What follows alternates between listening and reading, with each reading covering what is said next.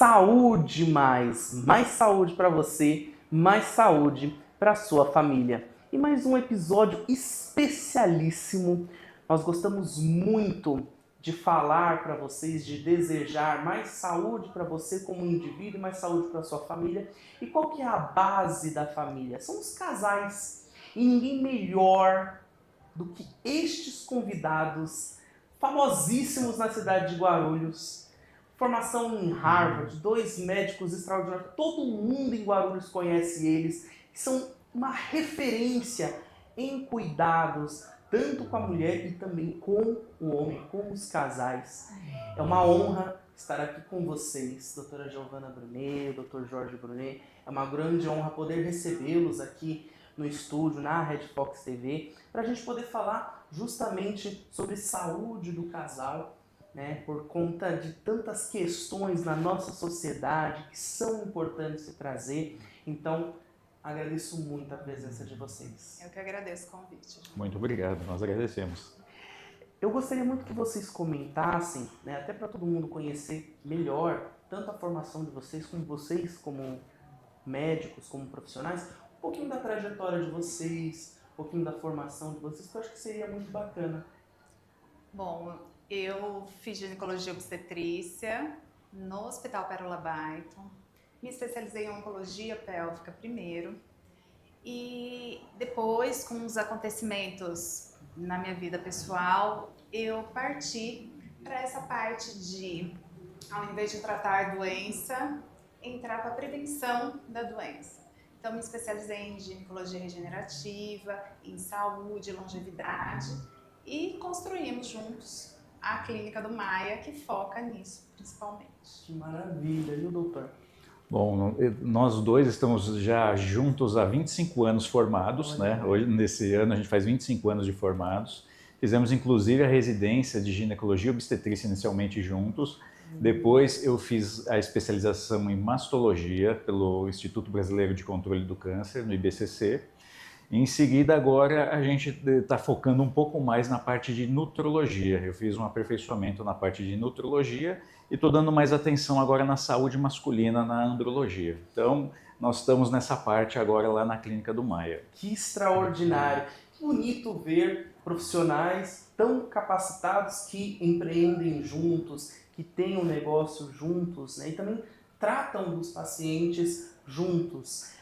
Vocês se conheceram na faculdade? Como é que foi isso? Acho que seria bacana comentar também.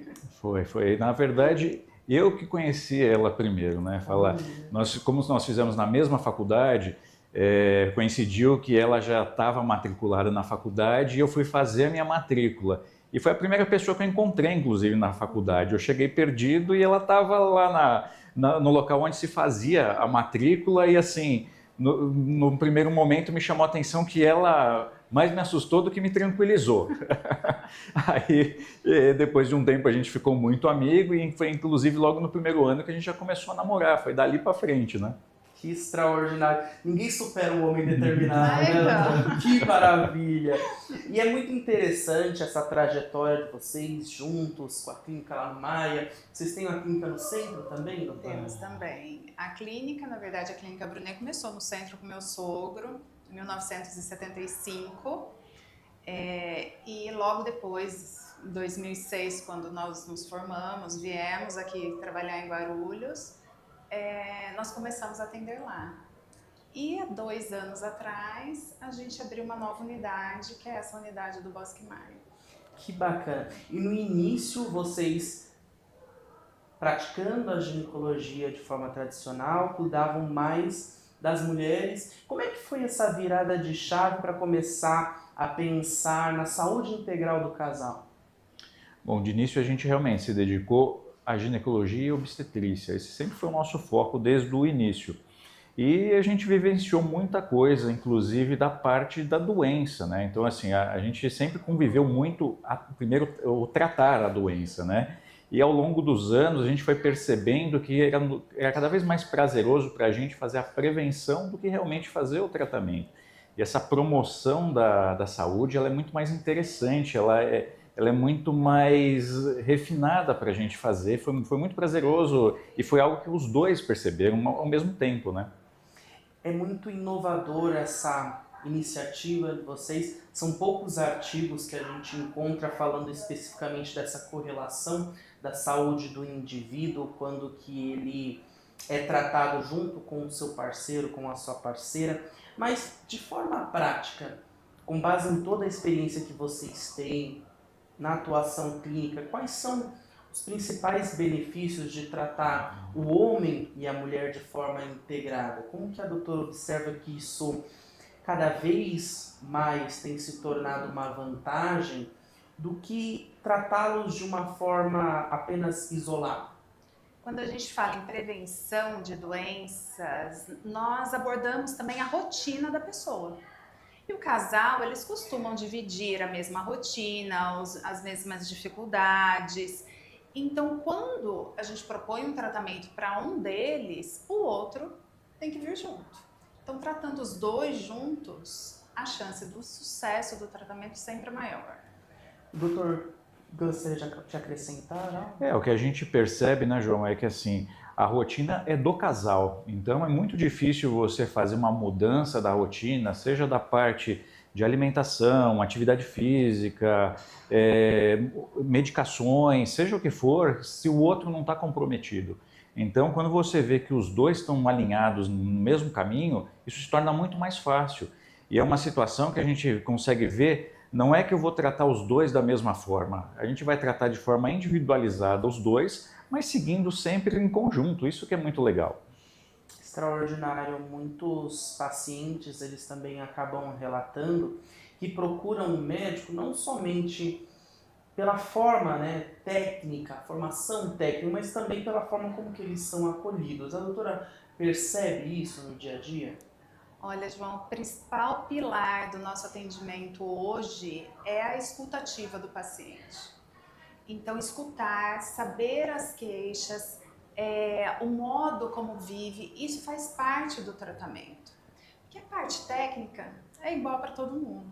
O que vai mudar e definir o tratamento personalizado para aquela pessoa realmente são os hábitos de vida e o que está acontecendo na vida dela. Então, eu preciso escutar para oferecer o melhor tratamento. Eu tive a excelente experiência de ter visitado a clínica de vocês no Maia, fui muito bem acolhido, por isso eu fiz questão de colocar essa pauta acerca do acolhimento. Eu gostaria que o doutor também comentasse, com base na experiência de vocês, o atendimento humanizado. Hoje em dia muito se fala sobre isso. Ele realmente influencia de forma direta na adesão do paciente ao tratamento? Eu acho que totalmente, né, João? O que a gente consegue perceber é que o paciente, como a Giovana falou, ele quer ser ouvido. Então esse é um primeiro ponto. É muito difícil você chegar num consultório médico e simplesmente você já chegar lá com uma questão, uma dor, e você já sai com um tratamento muito similar a que outras pessoas também recebem. Então, às vezes, a sua dor não é igual à dor de outra pessoa. O ouvir, ele faz total diferença. Então, às vezes, coisas que talvez você acha que não devem ser valorizadas, pelo contrário, às vezes, pequenas coisas são muito importantes para a gente ouvir e dar o tratamento correto. Então, assim, o acolhimento, ele faz parte, com certeza, do nosso tratamento lá. É fantástico. Outra coisa que eu acabei observando muito na clínica de vocês, e é uma coisa que vem diretamente avançando, que é a tecnologia, o uso da tecnologia na medicina, que tem evoluído muito nos últimos anos. Quais tecnologias a doutora poderia mencionar que realmente a doutora observa que transformam a forma do diagnóstico, do acompanhamento e do tratamento dos pacientes? Hoje nós temos diversas tecnologias, tanto no diagnóstico, como os exames de imagem estão cada vez mais refinados, cada vez mais avançados, mas também a tecnologia no tratamento desses pacientes. Então hoje lá na clínica nós temos a disponibilidade de vários tipos de tecnologias, mas indicado para cada tipo de paciente, para cada necessidade de cada um. Então não é modismo, né? Tem tecnologia de hipertrofia muscular, tecnologia de rejuvenescimento íntimo, mas que devem ser indicados com exame físico e uma indicação assertiva. É importante mencionarmos, como a doutora falou, sobre os modismos. Hoje em dia, tudo que vira moda, o paciente muitas vezes quer chegar no consultório e falar: olha, eu vi isso no Google, no ChatGPT, doutor, eu quero fazer isso. Como que o doutor avalia quando o paciente chega com uma dada demanda, que muitas vezes, para a gente poder utilizar os termos mais técnicos, foge um pouco da realidade do atendimento clínico? Quais são as tendências que você consegue observar para poder fazer essa diferença? Então, falando inclusive do que você comentou, do chat GPT, da internet, né? A gente não acha ruim que o paciente venha já com a informação. Essa informação, o paciente vir munido de informação já é muito importante, porque parte do tratamento vai ser dividido com o paciente. Então, ele ter essa informação, ela é bastante interessante, mas aí a gente tem que realmente alinhar as expectativas, né? Tem que falar para o paciente o que é real no que ele viu e o que não é real.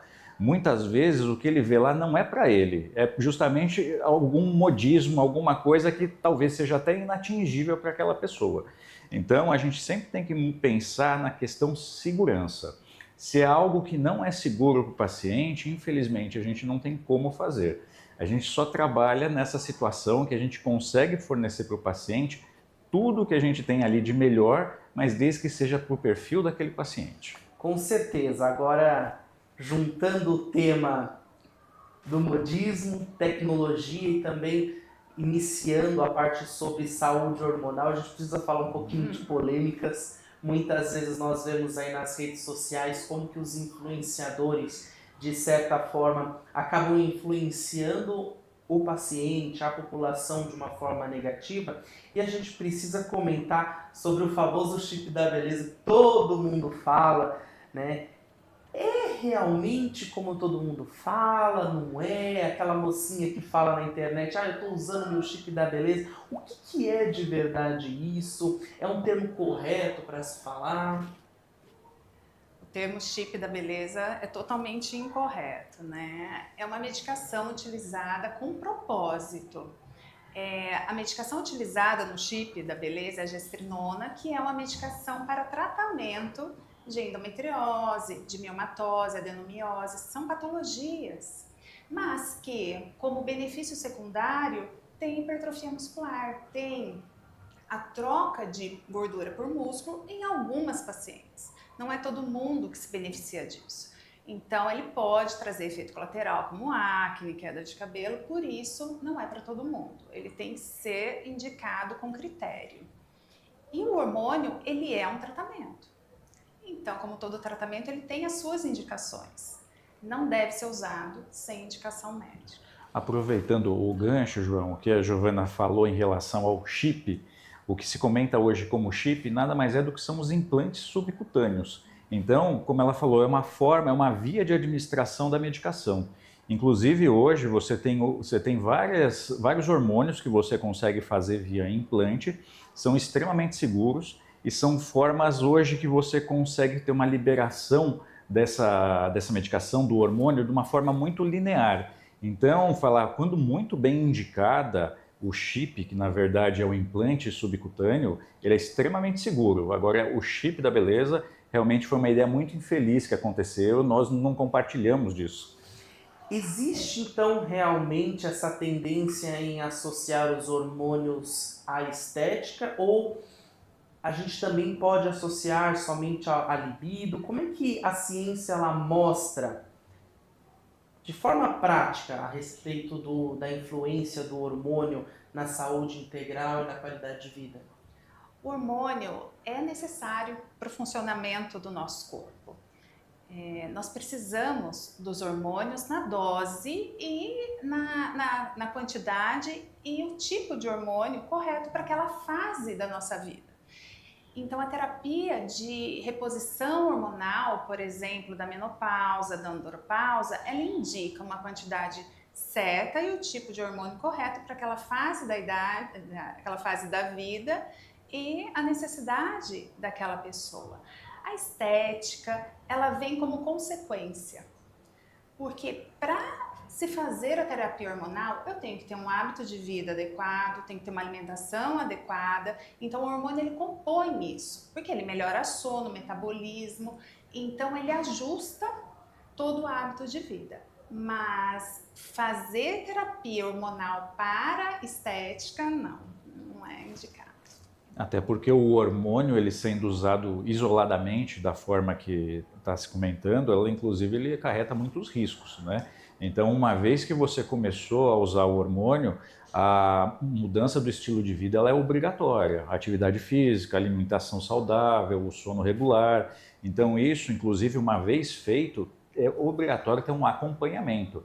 Não é simplesmente passa o hormônio e não se acompanha. Isso tem que ser rotineiramente acompanhado, porque uma vez que você passou a medicação, não necessariamente você vai manter a mesma dose ou a via de administração. Depois de 1 mês, de 2 meses, você vai ter que ver esse paciente novamente e ver se está de acordo com o que você começou com a proposta inicial para ele.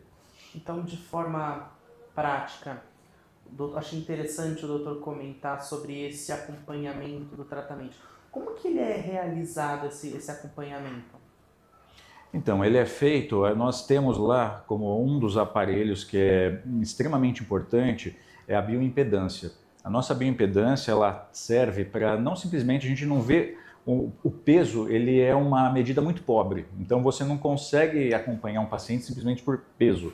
A bioimpedância, ela consegue fazer a divisão de massa magra e gordura, composição corporal. Você pode pegar 2 pacientes que têm o mesmo peso, só que não necessariamente a mesma composição corporal. E justamente neste acompanhamento você consegue ver, por exemplo, se ele está conseguindo perder massa gorda, se ele está conseguindo fazer ganho de massa muscular, e isso a gente faz ao longo de meses, então não é algo que você vai fazer só numa primeira consulta. A bioimpedância ela é muito importante para isso. Que maravilha! Então, na opinião de vocês, qual seria o maior erro que um casal pode cometer quando que deixa de procurar a ajuda médica, a ajuda de um profissional e procura a ajuda apenas quando os sintomas aparecem? Então, o grande erro é esperar a doença se instalar. A gente tem o costume de viver uma medicina que trata, né? Ela age quando já está lá no fim da linha, com a doença instalada. Nossa proposta é exatamente o contrário. É promover saúde, é construir saúde e não deixar para consertar essa saúde quando alguma coisa acontece. Então, o casal ele tem que procurar a ajuda médica para justamente nessa fase, não deixar a doença se instalar. Então, antes dos sintomas começarem. Muitas doenças como hipertensão, diabetes, a osteoporose, mesmo a sarcopenia, que é a perda de massa muscular, você às vezes de início você não tem sintoma nenhum. Só que aqueles são os melhores momentos de você conseguir tratar e prevenir que isso se torne mais agravante. Então, um casal que às vezes deixa isso daí passar por muito tempo, está perdendo aquela janela de oportunidade de ser tratado no momento correto. Porque muitas vezes um casal procura um tratamento hormonal, né, um tratamento em conjunto, quando que quer ter filhos. A maioria, né, dos homens acaba culpando a esposa, daí depois a esposa vai e culpa o marido. Como é que vocês fazem de forma prática lá no consultório, para até mesmo com o atendimento humanizado que vocês realizam, porque às vezes os médicos são um pouco psicólogo também, como é que faz para poder manter esse equilíbrio, para conscientizar que é um tratamento, que é um processo? Você sabe que está acontecendo uma mudança do pensamento das pessoas, né? Como você falou, casal antes só ia nessa situação para o médico juntos, né? Hoje a gente pega, inclusive, que é um público nosso, o pessoal 40 a mais, esse pessoal ele está cada vez mais querendo longevidade com qualidade de vida. Então é algo que a gente consegue perceber muito bem. As pessoas chegam num momento da vida que muitas vezes filhos já estão grandes, estão estabilizados financeiramente, têm muitos objetivos pela frente, e aí o que se espera? Que comece a se cuidar cada vez mais para justamente passar a ter a melhor fase da vida, que normalmente a mulher na menopausa, o homem na andropausa, e você tem muito tempo ainda de vida pela frente, e você quer o quê? Qualidade. É verdade, né, doutora? Às vezes quando que o casal está na mesma faixa etária, às vezes entra na mesma, o homem entra na andropausa e a mulher na menopausa no mesmo período, ou às vezes são em períodos diferentes. Como é que funciona isso na prática? Normalmente a mulher entra antes na menopausa, né? E a menopausa, ela não acarreta só alterações físicas, né? Que a gente vê muito ganho de peso, queda de cabelo, mas sim, as principais mudanças são psicológicas. Então, essa mudança de alteração de humor, de labilidade emocional é que impactam diretamente, às vezes, na vida do casal. Então, o casal se tratando junto, cada um deles vai entender o momento em que estão vivendo. Então, o homem vai entender que aquele comportamento da mulher não é dela, é uma alteração que vem com a menopausa e que é possível de tratar. E a mulher é a mesma coisa do homem. Então, a gente pode concluir que é mais interessante fazer um tratamento de uma forma preventiva ou esperar do que chegar os sintomas? Ah, sim, preventivo sempre. Aquilo que eu falei, a saúde a gente precisa construir. Então a gente constrói não quando começam os sintomas, mas antes, para que a gente evite que os sintomas apareçam. Por volta de quantos anos aproximadamente? A partir dos 40 anos, falar dos 40 a mais é onde principalmente a mulher, né, que começa a fase do climatério, dali para frente que os sintomas começam a acontecer. O homem acaba sendo um pouco mais tardio, né? Mas se é um homem mais sedentário, um homem que obeso, isso daí também já acontece mais ou menos nessa fase. E pela experiência de vocês, quando que o parceiro ele participa ativamente nas consultas, no plano terapêutico, os resultados eles costumam ser melhores? Ah, são muito melhores. Porque tem um companheirismo. E às vezes tem até um pouco de uma competição saudável entre eles. E que gera resultados positivos para os dois. A gente tem vários casais lá que é isso que ela falou. Eles praticamente competem, né? É uma competição boa. Chega lá para ver quem melhorou mais, quem conseguiu ganhar mais massa muscular, quem se cuidou na alimentação. Então é muito interessante porque isso daí, no final das contas, os dois ganham, né? Então, de forma efetiva, isso muda a adesão ao tratamento e a qualidade de vida do casal. Muito mesmo. Que maravilha. Cada casal tem uma rotina diferente. Alguns empreendem e trabalham juntos com vocês, alguns têm necessidades, histórias diferentes. Como que vocês realizam de forma personalizada, né? Personalizam o tratamento para evitar aqueles protocolos prontos, aqueles que já estão tabeladinhos, parece o McDonald's, né, que já tem lá tudo certinho, para oferecer um cuidado realmente individualizado? A rotina do casal, ela pode ser a mesma, eles compartilham isso, mas são dois organismos totalmente diferentes. Então nós ajustamos o tratamento para cada um deles, sem receita de bolo, sem protocolo. Então nós avaliamos exame físico, exame laboratorial e a rotina de cada um e montamos o tratamento para cada um deles. A gente não concorda muito com o nome protocolo, né? Mas aproveitando, a gente diz assim, o protocolo tem que se encaixar no paciente, não o paciente se encaixar no protocolo. Que bacana, isso é muito importante, né?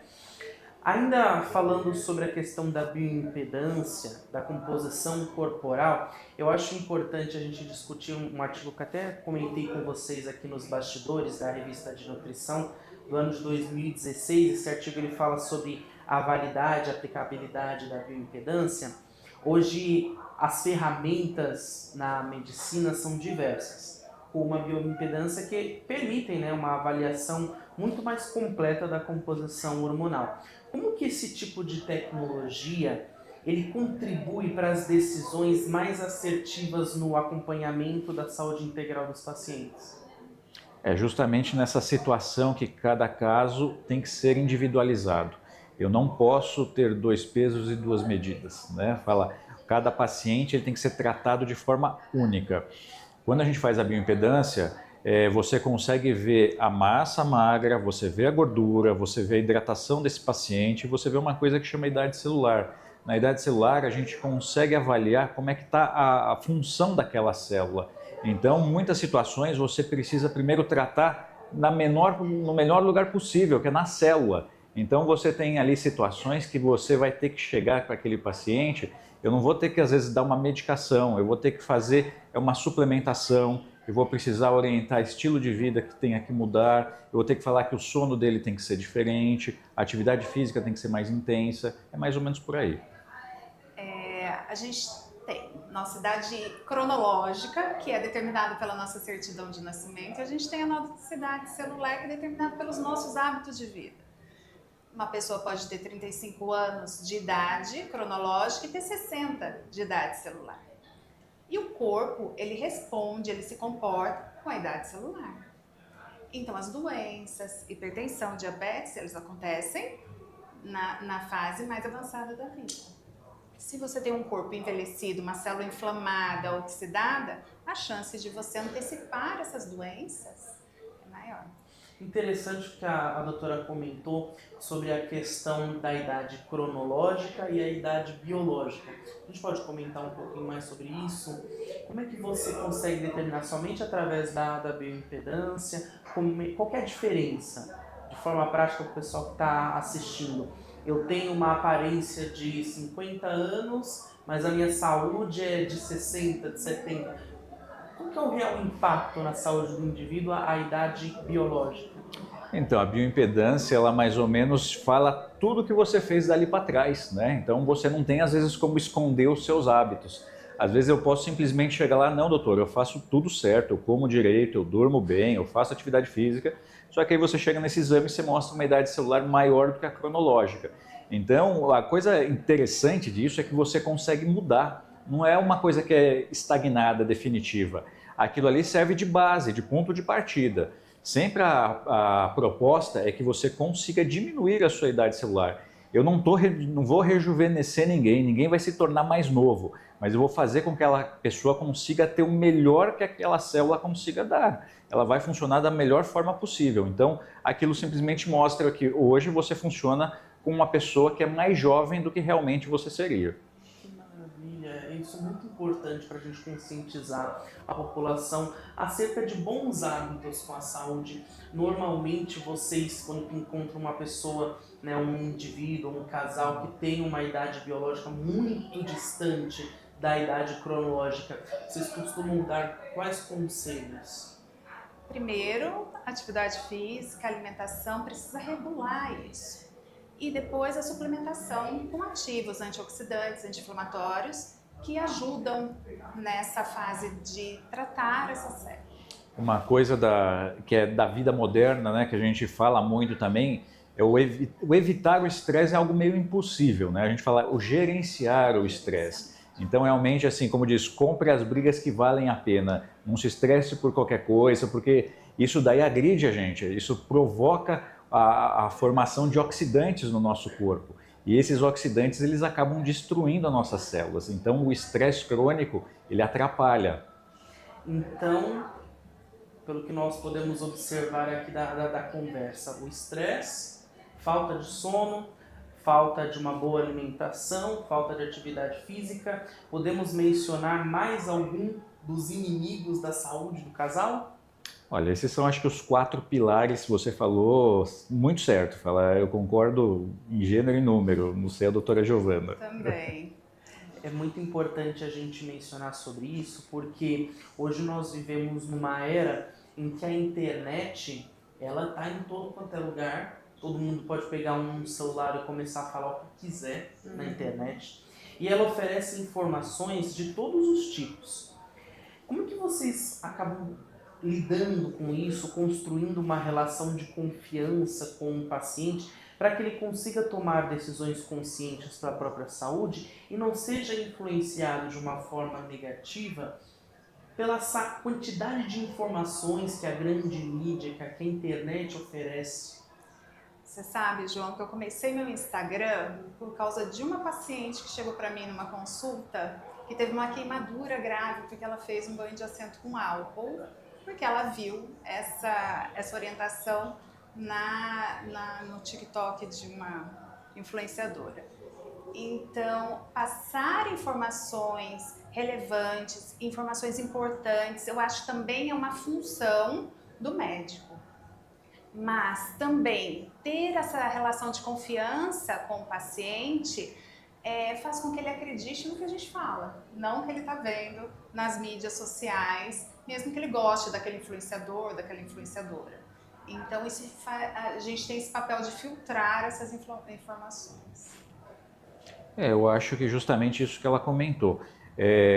Toda a informação ela é muito importante.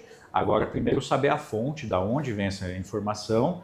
E eu acho que sempre assim, quando surgir alguma dúvida, a melhor pessoa para você tirar essa dúvida é o seu médico. Nós acabamos ali conseguindo ter um filtro melhor do que é o correto e não correto. Hoje você tem sites, inclusive até o Instagram, de pessoas que te dão uma orientação muito boa. Só que também, por outro lado, você tem os modismos que não levam a lugar nenhum. Então eu acho que tudo isso daí é muito válido. A gente precisa comentar também que muitas vezes é tratado como um tabu a saúde sexual do casal. Sexo também é vida. A relação de intimidade do casal também contribui para manter a relação. Quando que nós falamos sobre a saúde integral do casal, né, a saúde sexual ela precisa ser tratada de uma forma com mais evidência, como que as alterações hormonais e emocionais, até mesmo metabólicas, elas podem repercutir na saúde íntima, na vida íntima do casal? A relação sexual faz parte do casamento e a gente tem que dar atenção sim para ela. Com a transformação do corpo da mulher na menopausa, ocorrem transformações que são esperadas. Todas as mulheres vão ter em decorrência da queda hormonal. Ressecamento vaginal, falta de libido, a própria aparência muda, né, da região íntima. Hoje nós temos a oportunidade de tratar e reverter esses efeitos. Então é possível sim manter um relacionamento sexual saudável mesmo na menopausa. Hoje nós temos tratamentos hormonais e não hormonais para isso e que dão resultados excelentes. E é o parceiro que tem que estar sempre junto, né? O parceiro tem que estar muito bem orientado, que aquilo é um momento da vida natural da mulher, acontece com todas as mulheres, e tem que se buscar tratamento. Eu acho que assim, hoje você consegue ter a informação, como a gente vem conversando agora, ela está muito farta. Então é muito fácil você conseguir adquirir essa informação e esse tratamento através da ginecologia hoje regenerativa, da terapia hormonal, ela é muito bem-vinda. E o homem que sabe estar junto com a mulher, ele sempre vai conseguir andar com ela de uma forma adequada. Quais são, entre todos os casos da experiência de vocês, quais são os efeitos adversos mais comuns que aparecem no dia a dia para um tratamento hormonal? Eu sei que a doutora comentou sobre a queda de cabelo, mas existe mais algum efeito adverso? Quando a terapia hormonal é feita de forma não adequada, vamos dizer assim, principalmente com intuito estético, de ganho de massa, uma das principais alterações é o aumento do clitóris, além da queda de cabelo. Né? A alteração de voz também acontece e a piora da pele, da oleosidade, acne. No homem. Olha, uma coisa extremamente importante, o risco cardíaco dessa pessoa aumenta demais, né? Fala, quando você usa doses suprafisiológicas, você sobrecarrega o coração. Então você pode tornar esse coração mais fraco, você aumenta risco de infarto, risco de derrames. A gente vê hoje em dia aí vários fisiculturistas jovens, novos, que têm uma morte súbita, uma parada cardíaca de repente. Isso é pelo excesso do uso de hormônio. Então, mesmo a pessoa sendo jovem, teoricamente saudável, se ultrapassa o fisiológico, os riscos são muito grandes. Realmente, o caso que o doutor comentou é muito triste, realmente, os excessos. Às vezes, até o pessoal fala, até beber água demais faz mal. Né? Então, por isso, a importância de um acompanhamento clínico com um médico especialista, a gente fazendo um vislumbre, uma reflexão para os próximos 10 anos. Quais mudanças a doutora acredita que vão acabar transformando a medicina do casal? Eu acho que a tecnologia ela vem com mais força ainda para ajudar em diagnóstico, tratamento, mas com certeza a consulta com o médico, esse sentar, olhar olho no olho, escutar, isso aí sem dúvida vai ficar mais fortalecido quando a gente fala em relação a construir saúde. A prevenção, né? Falar a prevenção, o futuro é a prevenção, é não deixar realmente o problema acontecer. E através da própria tecnologia, a gente cada vez mais vai fazer a detecção muito mais precoce. Falar, hoje a gente já tem situações que a gente consegue detectar muita doença antes que o sintoma apareça. E isso no futuro vai ser a nível celular, então vai ser algo que você pega provavelmente anos de acontecer o problema. Só que com toda essa tecnologia, a gente não pode esquecer da parte da humanização. Então, o medo é que a tecnologia vai se transformar cada vez, vai deixar mais frio. Pelo contrário, é nesse momento que a gente tem que entrar como médico e ter cada vez mais essa escuta ativa do paciente. É bonito o doutor falar sobre a questão da humanização. O que realmente, de forma prática, caracteriza, né, um tratamento humanizado? É o que você comentou agora há pouco, né? Fala, a gente às vezes é um pouco psicólogo do paciente também, né? Ele vem com uma queixa específica, só que muitas vezes você conversando, você consegue notar que existem outras por trás. Então, às vezes você tem situações familiares, situações pessoais que vão influenciar na saúde dessa pessoa de uma forma não direta, mas indiretamente. Às vezes você consegue fazer com que essa pessoa, globalmente, ela tem que se readequar. E às vezes não é uma medicação que vai fazer isso, de repente às vezes é uma conversa que faz isso. Agora a gente pode entrar numa pauta um pouquinho de desabafo. O que o paciente faz ou pode fazer para facilitar o trabalho do médico no acompanhamento clínico, no tratamento? O que o paciente pode fazer para poder ajudar o seu trabalho, doutor? Olha, ele pode fazer a lição de casa que a gente passa. Então, se ele conseguir fazer tudo aquilo que nós passamos, tanto na parte de hábitos de vida, como atividade física, alimentação, e até dentro a suplementação, aí a gente consegue chegar juntos num resultado bom. A nossa função é orientar, a gente não tem como obrigar o paciente a fazer, né? Então, assim, a gente explica qual que é a melhor forma de acontecer o resultado, mas isso é total dependência dele. O que é interessante é quando a gente está falando com o casal, realmente você tem uma facilidade maior com que isso aconteça, porque o comprometimento, uma vez que é casal, se torna maior. É como a Giovana falou, é fazer o dever de casa. Com toda certeza. Teve algum caso que vocês podem comentar sobre a efetividade do tratamento, de bons resultados para o indivíduo quando que o tratamento ele foi realizado de forma conjunta, com a participação do outro parceiro, da parceira? Nós temos vários, né? E a gente pode perceber que quando você trata individualmente, por exemplo, eu trato a mulher, o resultado é diferente de quando a gente trata junto o casal, eu a mulher, o Jorge o esposo, porque tem uma divisão aí de tarefas que traz o resultado global para os dois. Né? Não, a gente já viu várias situações de pacientes que os dois eram obesos, né? Obesos, sedentários, bebiam, e os dois se dispuseram ao mesmo tempo em mudar. Então isso que foi bom, porque um trouxe o outro.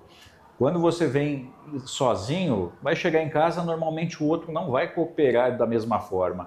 Continua tendo a mesma dieta ruim, continua sendo sedentário, continua às vezes fumando, bebendo. Agora, quando vem os dois e ouvem ao mesmo tempo que precisam melhorar, quando eles entram num acordo, fica muito bom o resultado. A gente teve várias experiências aí de casais que, se você olhar o antes e o depois, a mudança é gritante, né? Qual que é a importância do estudo, né, da reciclagem do conhecimento na vida de vocês, na atuação clínica de vocês? Como é que vocês veem que isso, a constância de adquirir conhecimento? Eu vi que vocês recentemente foram num curso no início deste ano lá em Harvard. Como que isso tudo, essa análise das novas tendências, das novas tecnologias, como que isso vem contribuindo de forma positiva no tratamento dos pacientes de vocês? Da mesma forma que a tecnologia, os estudos também eles avançam. A medicina a gente fala que é uma ciência de verdades transitórias. Então, nós precisamos desse estudo continuado, tanto aqui no Brasil como fora, por causa dos estudos que são feitos fora, estudos científicos. Nós temos a obrigação de transferir para o nosso paciente o que tem de melhor, o que tem de mais atual. Lembrando da faculdade, que nós nos formamos há 25 anos atrás, hoje a gente faz uma medicina totalmente diferente do que a gente aprendeu há 20 anos atrás. Mas isso é porque nós nos propusemos a reciclar sempre, procurar sempre inovação, procurar sempre estudar, por esse comprometimento mesmo que nós temos com o paciente. Não, e o que a gente vê que é triste, que às vezes a gente tem colegas que pararam há 25 anos atrás, né? Falar, eles praticam a mesma medicina de quando a gente saiu da faculdade. Um exemplo clássico é hoje em dia a reposição hormonal na mulher, né? Falar, se você for falar de 20, 25 anos atrás, ela era demonizada. Comentava-se, vai dar câncer, tem riscos maiores do que os benefícios, e hoje é totalmente o contrário. Hoje, uma mulher saudável, que não tenha contraindicações, é função sua como médico fazer a terapia hormonal para ela, para justamente melhorar a qualidade de vida. A nossa ideia é falar, não é você sobreviver, é viver. Com toda certeza, viver mais, viver com qualidade de vida, isso é muito importante. Hoje em dia a gente ouve histórias muito bonitas de casais que ficaram juntos a vida inteira, tem sempre aquele segredinho especial, mas eu acredito que o cuidado um com o outro também influencia muito. E a gente precisa comentar, né?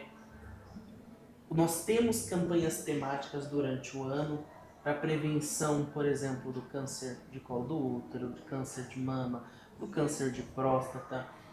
Essas campanhas, elas realmente ajudam o médico, o paciente a se conscientizar, o médico a fazer com que o paciente faça uma adesão melhor ao tratamento, ou essas campanhas elas mais atrapalham do que ajudam efetivamente? Tem uma questão de desinformação, precisa ser utilizado um dado critério. Como é que funciona na prática, doutora? Não, eu acho que as campanhas sim ajudam a conscientizar, a lembrar que tem que passar. O ano passa tão rápido que às vezes chega no outubro e fala, nossa, não fiz os exames desse ano. Então as campanhas sempre ajudam, sim.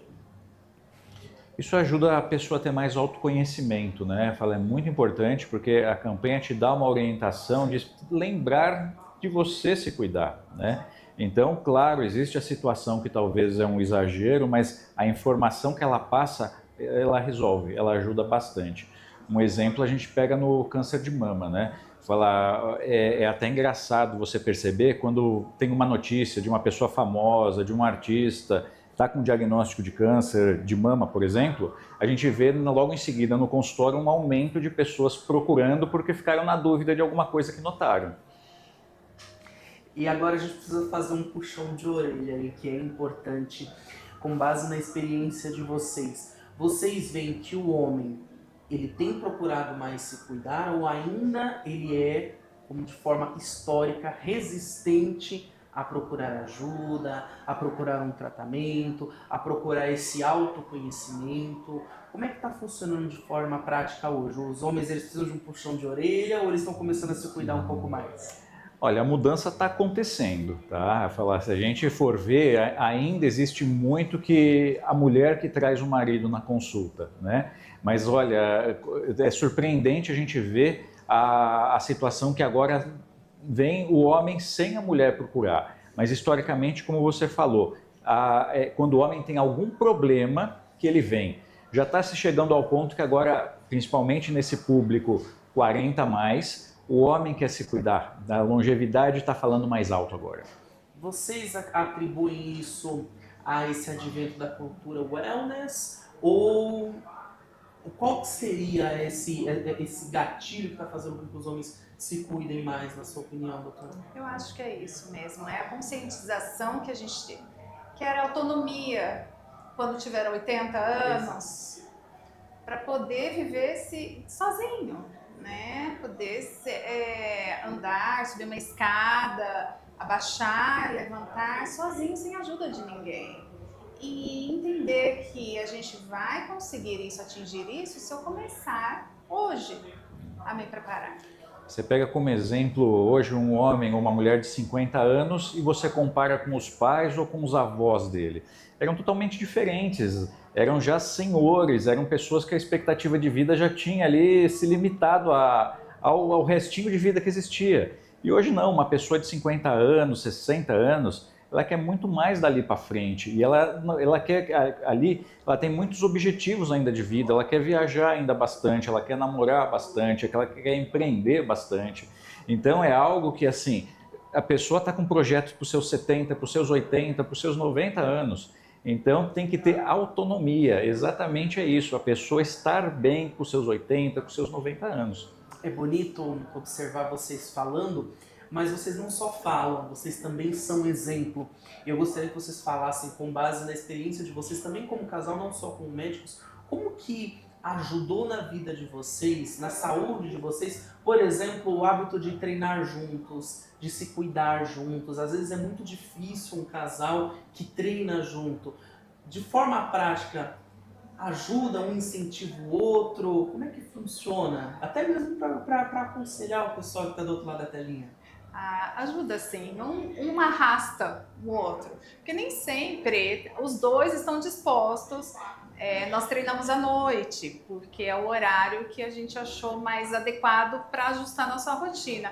Mas às vezes à noite a gente está cansado, então quando um está cansado, puxa o outro e assim os dois vão e conseguem praticar atividade física na forma adequada. Como é que é, doutor? Quando não vai, ela puxa a orelha, como é que faz? Fala normalmente é como se a gente tivesse uma caderneta de presença ali, né? Então a gente tem que marcar e a gente inclusive tem a personal que nos acompanha que ela não deixa a gente faltar, né? Então isso faz muita diferença.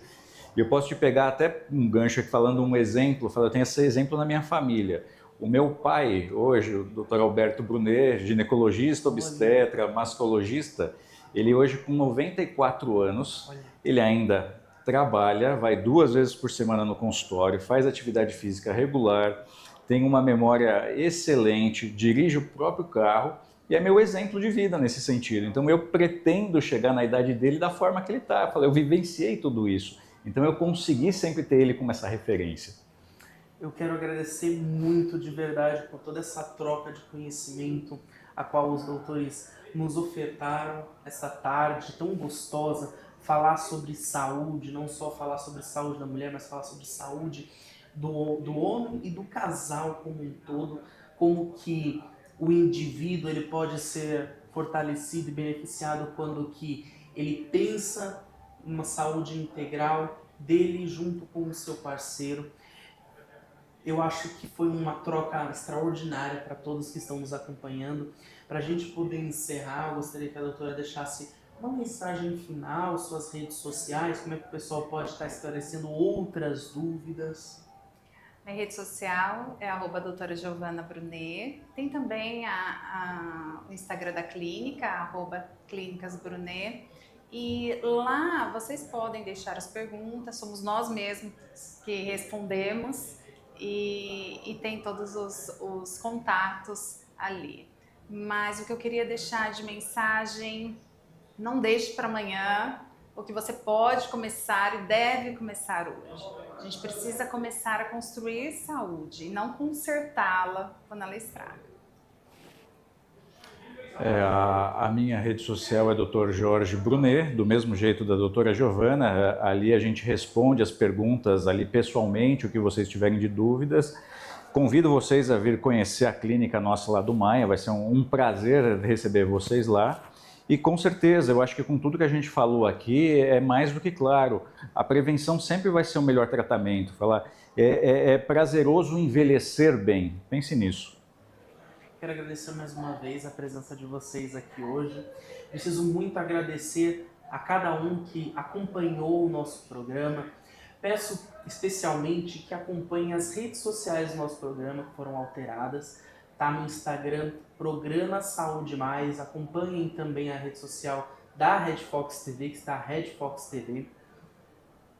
É uma honra sempre poder estar trazendo conhecimento, profissionais extremamente gabaritados aqui para poder conversar com vocês e trazer conhecimento exato em saúde, porque hoje em dia qualquer um pode falar de saúde nas redes sociais, comunicar saúde, mas somente profissionais da área da saúde, devidamente credenciados, têm a credibilidade e a autoridade para transmitir educação em saúde para você.